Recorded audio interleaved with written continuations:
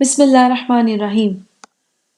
سورہ نبا کا آغاز ہوا ہے عما یتساءلون عن النبأ العظیم الذی ھم فیہ مختلفون۔ آخرت کی بڑی خبر جو لوگوں تک پہنچ رہی ہے اور لوگ اس کی شدید مخالفت کر رہے ہیں۔ اللہ تعالیٰ نے فرمایا کلا سیعلمون ثم کلا سیعلمون۔ آخرت کے تمام باطل نظریات بالکل غلط، لوگ بہت جلد اس کی اصل حقیقت جان لیں گے۔ یہ پہلی 5 آیات ہیں، یہ سورۃ النبا کا آغاز ہے۔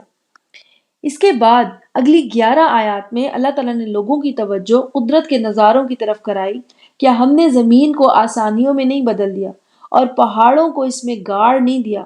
تمہیں جوڑے جوڑے بنایا، نیند کو تمہارے لیے باعث سکون بنایا، رات دن بنائے، 7 آسمان بنائے، سورج بنایا، اس کی گرمائی سے بادل بنتے ہیں جن سے تیز بارش برستی ہے اور بہت سے نباتات زمین سے باہر نکلتے ہیں۔ بالکل ایسے ہی ہے انسان کا بھی قیامت میں باہر آنا۔ اگر وہ یہ سب بنا سکتا ہے تو آخرت بھی لے آئے گا، اس کی قدرت میں کوئی کمی نہیں۔ اس کے بعد آخرت کا بیان ہے۔ آخرت کو یوم الفصل کہا گیا ہے۔ وہ دن جو اس دنیا کو اگلی دنیا سے علیحدہ کر دے گا، فصل قائم کر دے گا، علیحدگی کر دے گا۔ وہ دن آسمان کو آج کی حالت سے علیحدہ کر دے گا۔ آج آسمان سالم ہے، اس دن دروازے ہی دروازے ہوگا۔ آج پہاڑ بڑے بڑے ہیں، اس دن مختلف ہوگا، پہاڑ سراب بن جائیں گے۔ انسانوں کے حالات بھی اسی طرح جدا جدا ہوں گے، کچھ طاغین ہوں گے جن کے لیے فرمایا ان جہنم کانت مرصادا، یقیناً جہنم ان کے لیے گھات میں ہے۔ لابثین فیہا احقابا، اس میں ہمیشہ ہمیش رہیں گے۔ پھر شدت عذاب کے لیے فرمایا فذوقوا فلن نزیدکم الا عذابا، اس عذاب سے طاغین شدید عذاب کی طرف لے جائے جائیں گے۔ اس کے مقابل اللہ تعالیٰ نے فرمایا ان للمتقین مفازا، یقیناً متقین وہ کامیابیوں میں ہوں گے، جہنم سے نجات پائیں گے، جنت کی نعمتوں میں ہوں گے، یہاں تک کہ اللہ تعالیٰ انہیں اپنی طرف سے بے حساب اجر عطا فرمائے گا۔ پہلی 5 آیات اس سورت کا آغاز ہے۔ اس کے بعد اگلی 6 سے 36 تک کی جو آیات ہیں اس سورت کا درمیانی حصہ ہے۔ مظاہر قدرت کی طرف اشارہ دے کر اللہ تعالیٰ نے سمجھایا کہ اگر وہ یہ سب بنا سکتا ہے تو قیامت بھی لا کھڑی کرے گا، سوچو کہ تمہاری کیا تیاری ہے۔ پھر اس سورت کا اختتام ہے، اینڈنگ آف دس سورہ۔ آخری 4 آیات میں سب سے پہلے ایک دہرائی ہے کہ اللہ کون ہے، یعنی کل کائنات کا رب اور الرحمن۔ قیامت میں کسی کو جرت نہیں ہوگی کہ اس کی مرضی کے بغیر کلام کر سکے، یعنی آخرت کا وہ تنہا بادشاہ ہے۔ اس سے اگلی آیت میں 38 نمبر کی آیت میں آخرت کی حقیقت کی طرف اشارہ ہے کہ اس دن انسان اور فرشتے سب ہاتھ باندھے کھڑے ہوں گے۔ اہل مکہ نے فرشتوں کی مورتیاں بنا رکھی تھی کہ یہ اللہ تعالیٰ کی بیٹیاں ہیں، آخرت میں یہ ہماری سفارش کروائیں گی۔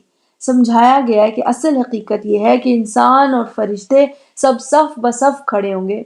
تو جو انسان کسی بھی باطل سفارش کی امید لگائے بیٹھے ہے، اپنی امید کو توڑ کر دنیا میں عمل کرنے والا بنے۔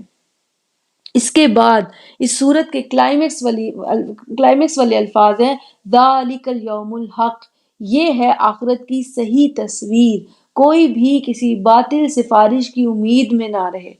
اللہ تعالیٰ نے فرمایا فمن شاء اتخذ الی ربہ مآبا، تو جو اپنے رب کی طرف کا راستہ لینا چاہے وہ اپنے رب کی طرف لوٹ آئے۔ اللہ الرحمن ہے، وہ انسان پر رحم فرمائے گا، نہ ہی گناہوں کی کوئی قید ہے اور نہ عمر کی۔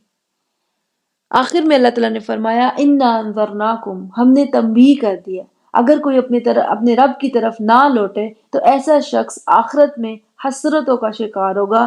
یا لیتنی کنت ترابا، کاش میں مٹی میں ہی رہتا۔ یہ اس پوری سورت نبا کا سٹرکچر ہے۔ اس کے بعد اس سورت کے الفاظ کو ایک نئے رخ سے دیکھتے ہیں۔ اس سورت کا نام ہے نبا، اور نبا کے لیے عظیم کی صفت آئی ہے، یعنی یہ خبر کوئی چھوٹی خبر نہیں بلکہ بہت ہی عظیم خبر ہے۔ اسی مناسبت سے آپ دیکھیں گے کہ اس سورت میں الفاظ کا چناؤ اپنے اندر عظیمت رکھتا ہے۔ کچھ مثالیں ہیں، جیسے یسألون کا مطلب ہوتا ہے وہ پوچھ رہے ہیں، مگر اس کی بجائے جو لفظ ہے وہ ہے یتساءلون، جو یسألون سے زیادہ گہرا ہے، بہت زیادہ سوال کرنا، آرگیو کرنا، ڈسکس کرنا، یہ اس کا مطلب ہے۔ اختلاف کے لیے بھی جو لفظ ہے وہ بھی اپنے اندر بہت زیادہ مبالغہ رکھتا ہے، مختلفون یعنی ٹو مچ ڈس ایگریمنٹ۔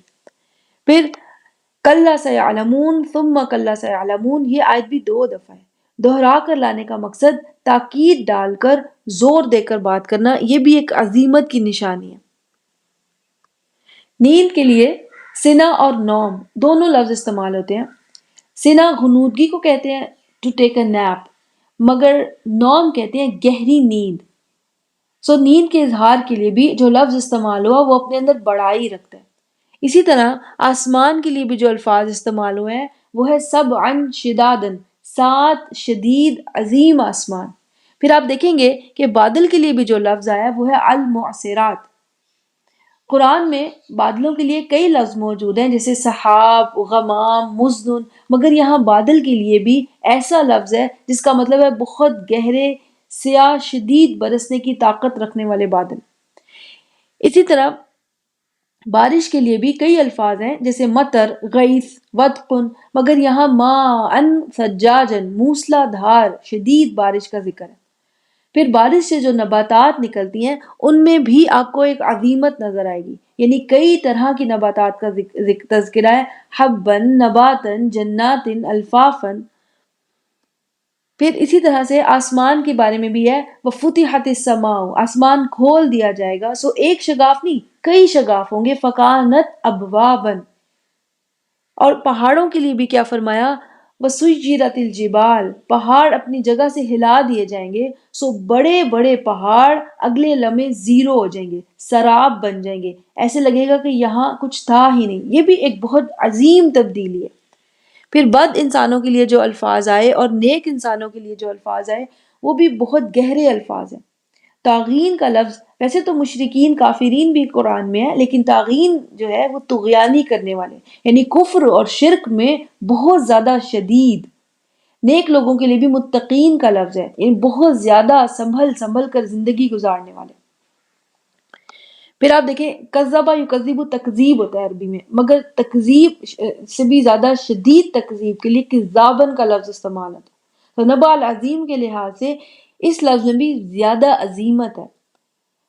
پھر آپ نے اکثر قرآن میں عذابن علیمن، عذابن شدیدن پڑھا ہوگا، مگر یہاں عذاب کی عظمت کو ایک عجیب طرز سے بتایا گیا ہے، فلن نزیدکم الا عذابن۔ اسی طرح آپ دیکھیں متقین کے لیے فوز کی بجائے مفازن کا لفظ ہے، یعنی صرف کامیابی نہیں، بہت عظیم کامیابی۔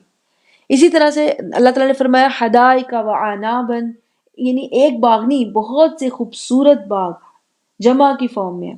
پھر کاسن کہتے ہیں شراب سے بھرے گلاس کو، مگر یہاں کیا ہے کاسن دہاقن، یعنی سلسلہ جام، کاسن متتابعتن، یعنی جام کا سلسلہ چلتا ہی رہے گا۔ تو کوئی شک نہیں قرآن کا حرف حرف بہت حسین اور ہر لفظ موقع کے حساب سے اپنے مقام پہ موتی میں نگینے کی طرح جڑا ہوا ہے۔ بارک اللہ لی ولکم، السلام علیکم ورحمۃ اللہ وبرکاتہ۔